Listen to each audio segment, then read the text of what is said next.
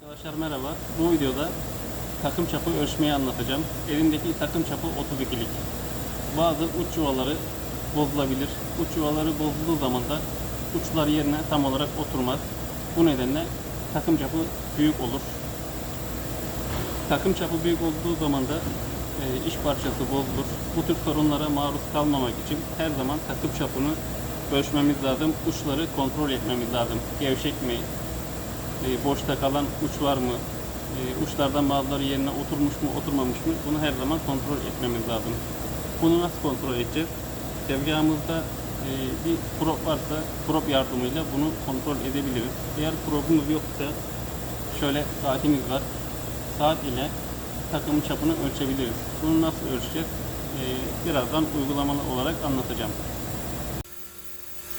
Evet arkadaşlar, takımı tezgahımıza bağladık, saatimizi ayarladık. Saatimizi takıma dokunduracağız. Fakat takımın sapından daha önce tornada talaş alındığı için tam çaptan küçük. Tam çapını da bilmiyorum. Onun için en garanti olan yerden ölçü çıkarmam lazım. Bu tür tutucuların hepsinin bu dip tarafı, yani spindle'a en yakın olan yerleri çap 63 gelir. Buraya saatimizi dokunduruyoruz ve ileri geri hareket ettiriyoruz. En yüksek noktasını bulacağız.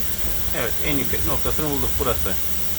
Daha sonra saatimizi sıfıra kadar getiriyoruz. Evet, şu anda en yüksek noktasını bulduk. Şöyle spindle'ı biraz çevirelim. Herhangi bir sorun yok. Şimdi monitörde burayı sıfırlayacağız. Monitöre geldik. Y 31.5 63'tü. 63'ün yarı çapını buraya yazdık. Artık bizim saatimiz ayarlı. Sıfırlı sayılır. Daha sonra yavaşça kontrollü bir şekilde geri çekiliyoruz ve Z ekseninden yukarıya doğru kalkıyoruz. X eksenini kesinlikle hareket ettirmememiz lazım. Eğer hareket ettirirsek doğru çapı bulamayız. Hata yaparız. Şimdi saatin ucunu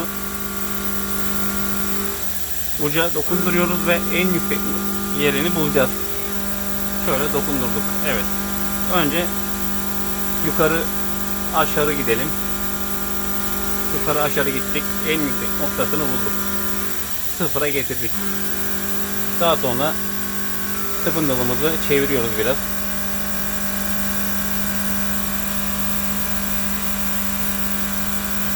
En yüksek noktasını bulduğumuz zaman tekrardan saatimizi sıfır noktasına getiriyoruz.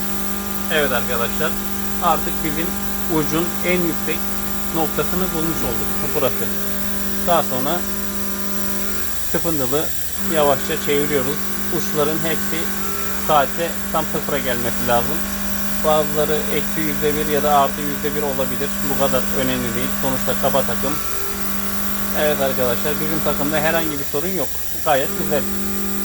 Eğer sorun olsaydı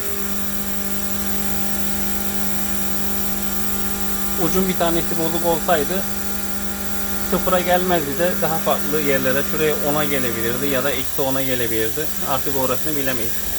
Şimdi monitörde de bakacak olursak takımın tam çapını bulmuş oluyoruz. Monitörde de 15.97 ölçüsünü bulmuşuz. Yani bizim takım çapı tam çapta %6 küçük çıkartıyor. Kaba takımlarda güzel bir şey. Sorun yok yani. Finish takımı olsaydı belki sorun olurdu ama kaba takımlarda %3, %5 çıkarması gayet güzel. Herhangi bir sorun teşkil etmez. Evet arkadaşlar, anlatacaklarım bu kadardı. Bir sonraki videolarda görüşmek üzere. Şimdilik hoşça kalın.